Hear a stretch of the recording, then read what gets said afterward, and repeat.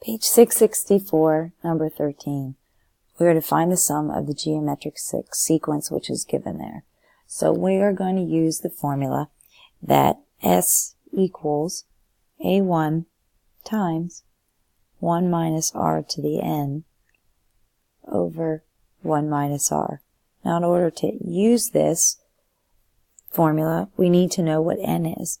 So what I'm going to do is I'm going to use the fact that it's a geometric sequence, and I do have a general formula for a geometric sequence, which is a sub n equals a1 times r to the n minus 1 to determine what r is.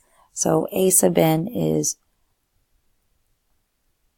12,288, and that is equal to 3 times 2 to the n minus 1.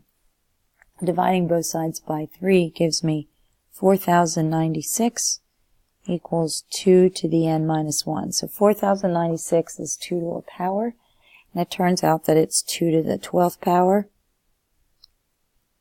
So that means, looking at what I have left, that n has to equal 13.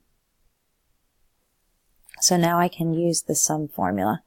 So I can find my sum. So S is going to be 3 times 1 minus 2 to the 13th power, and that's going to be divided by 1 minus 2. And when I simplify this, I get that my sum is going to be 24,573.